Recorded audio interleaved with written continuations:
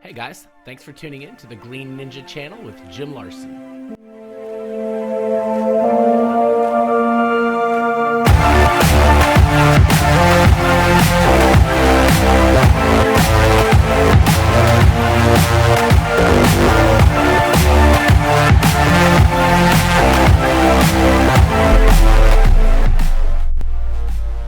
So today I want to talk about a really exciting topic. We have this exciting goal in mind.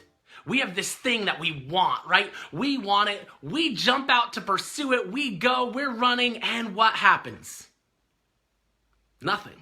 So we're stuck there with that question, like, should I give up and just like, maybe this isn't gonna work for me? Or maybe, you know what I should do? Maybe I should just scale back what I wanted and just kind of keep going at the rate I was going. And we'll just kind of scale back what we wanted. Or three, there's also the option of like, we could totally up our game and we could give it more.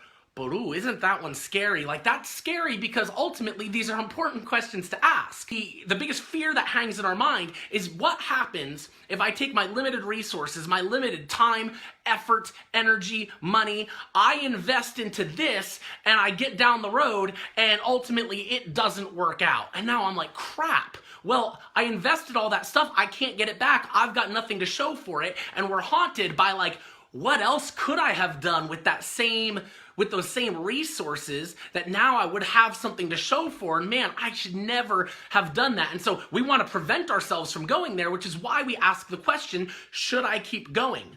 Is there something else I should be doing? I only have limited resources. Where do I put them? If you guys follow this feed, 2 weeks ago, you'll remember I recounted a conversation that I had with my 10-year-old daughter when she wanted to quit gymnastics. And it's easy to assume that in my passion of, you know, being a motivational speaker, it's easy to assume that I would come from a line of thinking that says like, no, we never quit.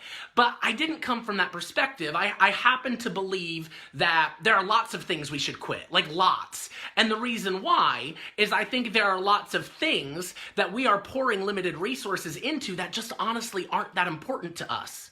See, in life, we often go from thing to thing to thing, checklist to checklist to checklist, and we never stop to even ask, but wait, time out, like, is this actually what I want?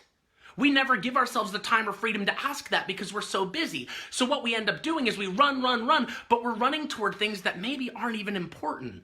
Stephen Covey says it this way, that if the ladder is leaning against the wrong wall, every step you take is just getting you to the wrong place faster. See, I think the reason a lot of us aren't seeing results is because the thing we're pursuing just isn't that important to us. Maybe that's what your dad wanted you to do. Maybe that's what your husband wanted you to do. Maybe all your friends were doing it. And so you jumped into it, but even though you jumped into it and even though you're pursuing it, your soul is resisting it because your soul knows that, you know what, even if you do get this guy, like, meh, like who cares? It was never yours. It was always someone else's. It was never yours. You need to be pursuing, if you're going to see results, you've got to be pursuing something that's genuinely exciting to you. So let's pretend for a second that you've come to one of my workshops, right? Shout out to Dallas, December 8th. I'm going to be there live. You can still get tickets, meetjimlarson.com. Click on the live events tab, find Dallas, get tickets, because here's what's going to happen in a 5-hour workshop. What you're going to do is you're going to go through a core value study so that when you walk out of there with a goal that is truly meaningful to you, so that you're not stuck pursuing something that isn't important. You're actually giving yourself the time and freedom to ask the important questions. So you're going to walk out of there with a goal that is incredibly exciting. But let's pretend you came to one of my workshops, you jumped out, you've got this goal now that's exciting, you're running one foot in front of the other, and what's happening? Still nothing. Still nothing. And you're looking at me like, Jim, what gives? Like, now it's even important and still nothing. Should I do something different? Should I find a different vehicle? But I wish I could tell you guys that life was like a marathon. I've run 4 marathons, and the beauty with a marathon is it has a very defined ending, and it's 26.2 miles. You know that going into it, and not only do you know it going into it, you have mile markers along the way. So at every single step, you know how far you've gone, and you know exactly how far you have left to go. The beauty with that is it allows you to allot your resources. You know when to hold back. You know when to push forward. You know exactly what it's going to take because you know where the end is. I want to tell you, I wish I could tell you that life is like this and there's a defined ending, but it's not. It's not like that. I wish I could tell you when the results are going to come for you. I can't. And anybody who tells you they can, they're selling you snake oil, man. They can't. You don't control the results. You don't. You never will. There are 2 things you control. You control your activity and you control your attitude. Those are the only 2 things you control. You only control those 2 things. And the results, they're going to elude you. They're going to hang on the outside, and what they're going to do is they're going to haunt you, and they're going to taunt you, and they're going to test you, because what they're doing is they're testing your grit, your determination, your ambition to pursue them, even though they continually remain outside your grasp, and you're reaching for them, and they're just laughing at you, and you're like, when do I just give up? And let me tell you, a little secret, and it's not really a little secret, actually, it's a giant freaking secret, and when you get this, all of life switches on a dime. We think we want the results. It's not the results. It's not the results. The results aren't the thing that haunts us. It's our effort. Our effort is what haunts us.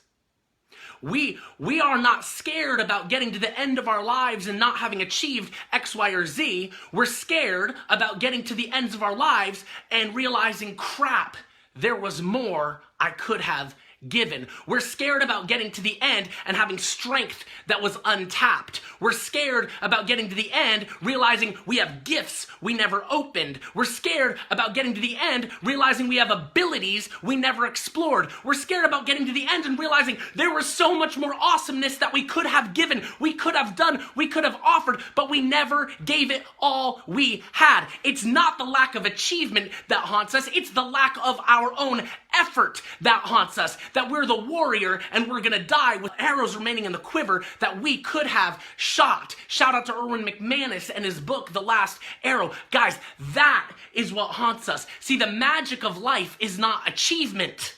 We think it is. We think the magic of life and the satisfaction of life comes with achievement. Oh, no, no, no. The magic of life comes with the pursuit. The magic of life comes with exploring the limit of your ability, the limit of your passion. When you find that thing, that exciting goal that takes all of your heart, all of your grit, all of your passion and fire and talent and ability, when you find that goal that takes all of you, the results won't even matter.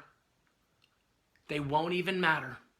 I believe they'll come, but they're only gonna come when you stop caring about them and you start caring about you. I wanna give you some really practical things. So number one, you've gotta pursue a meaningful goal.